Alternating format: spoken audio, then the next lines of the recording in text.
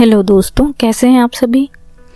उम्मीद करती हूँ आप सभी बहुत अच्छे होंगे, कुछ नई बुक्स पढ़ रहे होंगे और अपने नॉलेज को और बढ़ा रहे होंगे। जैसा कि पिछले भाग में हमने महात्मा ज्योतिबा राव फूले की बहुचर्चित पुस्तक गुलामगिरी के बारे में बात की थी, लेकिन मुझे लगता है कि एक वीडियो में इस पूरी किताब को समझना इतना आसान नहीं है, इसलिए ये वीडियो भी उसी बुक को समर्पित है। और इस वीडियो में भी हम उसके आगे के भागों के बारे में जानने वाले हैं और समझेंगे कि हमारे समाज में फैली हुई बहुत सारी कुरीतियों आखिर कहाँ से उत्पन्न हुई, आखिर इनका कारण क्या हो सकता है। जो कुछ भी महात्मा ज्योतिबा राव फूले ने इस पुस्तक में बताया है, मैं उसको वैसे के वैसा ही बताने की पूरी कोशिश करूँगी। तो दोस्तों, अगर आप इंटरेस्टेड हैं इसको और भी अच्छे से डिटेल से समझने के लिए, तो चलिए बिना किसी देरी के शुरू करते हैं। लेकिन आगे बढ़ने से पहले प्लीज़ मेरे चैनल को लाइक एंड सब्सक्राइब करना ना भूलें। तो चलिए शुरू करते हैं। तो दोस्तों, आपने कभी ना कभी राजा बलि और भगवान विष्णु के वामन अवतार की कहानी ज़रूर सुनी होगी। तो इस कथा के बारे में महात्मा फूले अपनी किताब गुलामगिरी में क्या कहते हैं उस पर ज़रा नज़र डालते हैं। तो उससे पहले हम इस चर्चित कहानी को समझ लेते हैं। तो कहानी ऐसे है कि राजा बलि बहुत महान प्रतापी राजा था, जिसने तीनों लोकों पे अपना आधिपत्य जमा रखा था। लेकिन उसकी एक खास बात थी कि वो बड़ा ही दानवीर राजा था और दान में मांगी हुई वस्तु को वो पूरी तरीके से देने की कोशिश करता था, जिससे पूरी प्रजा खुश और संतुष्ट रहती थी। तो उनके दरबार में भेष बदलकर वामन आया और उसने दान में अपने पैर से 3 डग जमीन मांगी। राजा ने वादा किया, लेकिन छल से वामन ने अपना आकार इतना बड़ा कर लिया कि उसने एक ही डग में पूरी पृथ्वी नाप ली और दूसरे डग में सारा आकाश। फिर वामन ने पूछा, अब मैं ये तीसरा पैर कहाँ रखूं? तो राजा बलि ने कहा, हे वामन श्रेष्ठ, आप यह तीसरा पैर मेरे ऊपर रख दीजिए। वामन ने ऐसा ही किया और ऐसा करते ही राजा बलि धरती में समा गए। अब इस कहानी पर तो ढेरों सवाल खड़े होते हैं कि कोई अचानक इतने बड़े आकार का कैसे बन सकता है, और अगर बन भी गया तो जब पहले ही एक डग में पूरी पृथ्वी नाप ली थी, तो इसका मतलब ये हुआ कि राजा बलि भी उसी पृथ्वी पर थे, तो वे बचे कैसे होंगे।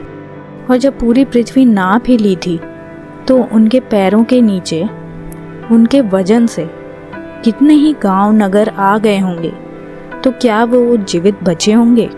वे सब भी तो नष्ट हो गए होंगे। दूसरी बात ये कि पूरे आकाश को नापने के लिए आखिर वामन ने अपने शरीर को कितना बड़ा किया होगा। ये भी सोचने की बात है कि तीसरा पैर रखने के लिए क्या उन्होंने अपने आकार को पुनः छोटा किया होगा, या बड़े ही रहते हुए अपना पूरा पैर रखा होगा। क्या किया होगा? महात्मा फूले कहते हैं कि कथाकार ने अपने हिसाब से घटना को तोड़ मरोड़ कर पेश किया है। असल घटना इस हिसाब से हुई होगी, राजा बलि एक महान प्रतापी राजा होगा जिसका साम्राज्य बहुत बड़ा होगा, जिसमें कई महान योद्धा जिनके नामों का भी जिक्र इस पुस्तक में है, जिन्होंने साम्राज्य को बढ़ाने हेतु राजा की बहुत मदद की होगी। उन्हीं के राज में गीत संगीत के क्षेत्र में भी कई सारे राग बनाए गए, जिन्हें हम आज भी जानते हैं, जैसे राग भैरवी, मियाँ मल्हार। ये सभी बेहद पॉपुलर धुनें हैं जिन्हें आज भी लोग जानते हैं, और इन पर कई तरह के गाने भी बने हैं। बलि राजा के राज्य पर वामन ने अपनी सारी फौज के साथ अचानक ही हमला कर दिया। अचानक हुए हमले से राजा बलि अपने संपूर्ण सेना को एकत्रित नहीं कर सके। तो हुआ ये कि उस समय जितनी सेना उपस्थित थी, उन्हीं के साथ युद्ध में प्रवेश किया, और 10 दिनों के भीषण युद्ध के बाद राजा बलि की मृत्यु हो जाती है। इसके बाद राजा बलि की पत्नी, जिसने एक कुंड तैयार करवा रखा था और उसमें जलावन की लकड़ियां भी डलवा दी थी, 10 दिनों तक उस कुंड के पास बस एक जल का मटका रखे भूखे प्यासे अपनी राजा की विजय की कामना में वहां बैठी रहीं, इस इंतजार में कि राजा विजयी होकर के जरूर लौटेंगे। जैसे ही रानी को पता चला कि राजा की युद्ध क्षेत्र में ही मृत्यु हो गई है, वैसे ही रानी ने उस कुंड में आग जलवाई और आत्मदाह कर लिया।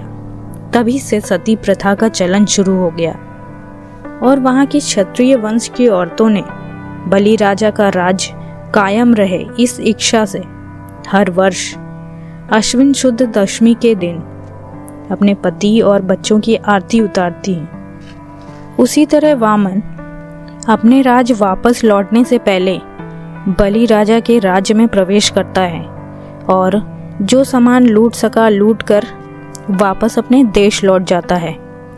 अपने पति को चिढ़ाने के लिए रानी ने कनकी से बना या भात से बना नकली राजा बलि बनाया और दरवाजे पर रख दिया और अपने पति वामन से कहा, देखो ये बलि राजा आए हैं, तुम्हें युद्ध की चुनौती दे रहे हैं। गुस्से में वामन ने अपने पैर से उसे मारकर अंदर घुस आए। इस दिन को हर साल दशहरे के रूप में मनाया जाता है। आज भी यह प्रथा चली आ रही है। ब्राह्मणी औरतें कनकी या भात का बलि राजा बनाती हैं और अपने घर पर रख देती हैं और अपने बाएं पैर से बलि राजा के पेट पर पैर रखकर घर के अंदर प्रविष्ट हो जाती हैं। बाद में वाणासुर, जो राजा बलि का बेटा था, अपने सभी साथियों, छोटे बड़े सभी सरदारों के साथ मिलकर वामन पर हमला बोल देता है और उसे खदेड़ कर हिमालय तक सीमित कर देता है और वहीं डेरा डालकर बैठ जाता है। बाद में वामन की भी मृत्यु हो गई। उस समय से आज तक दिवाली के बाद भैया दूज मनाया जाता है। ये त्योहार बलि राजा की याद में ही मनाया जाता है। बाद में जब वाणासुर की भी मृत्यु हो गई तो क्षत्रियों का कोई मजबूत शासक नहीं बचा। अब राज्य धीरे धीरे बिखरने लगा और छोटे छोटे इलाकों के राजा बन बैठे। फिर ब्राह्मणों ने सोचा यही सही मौका है हमला करने का, तो उन्होंने रात में राक्षसों पर यानी रक्षकों पर, हाँ दोस्तों, रक्षकों का ही अपभ्रंश करके राक्षस शब्द बना है, पर हमला बोल दिया और सबको अपना गुलाम बना लिया, जिन्हें शूद्र कहा जाने लगा और अपनी सेवा का कार्य उनसे कराने लगे।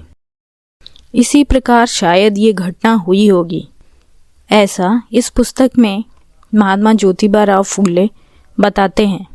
वैसे तो महात्मा फूले ने अपने समाज को जगाने के लिए बहुत से प्रयत्न किए, जिनके बारे में हमने पिछले वीडियो में भी बात की थी कि उन्होंने समाज सुधार के क्षेत्र में बहुत ही प्रयत्न किए। अपनी पत्नी के साथ मिलके कई प्रयास किए और सफलता भी हासिल की। लेकिन आज भी समाज में चेतना लाना बहुत ज़रूरी है। अपनी ताकत को पहचानना बहुत ज़रूरी है।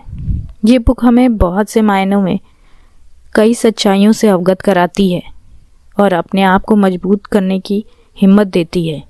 मैं इस वीडियो से ये उम्मीद करती हूँ, इस वीडियो के बाद आप इस पुस्तक को पूरी पढ़ने की ज़रूर कोशिश करेंगे।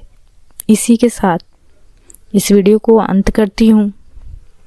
उम्मीद करती हूँ कि आपको ये वीडियो पसंद आया होगा और ऐसे ही और वीडियो मैं बना करके आपके सामने लाती रहूँगी।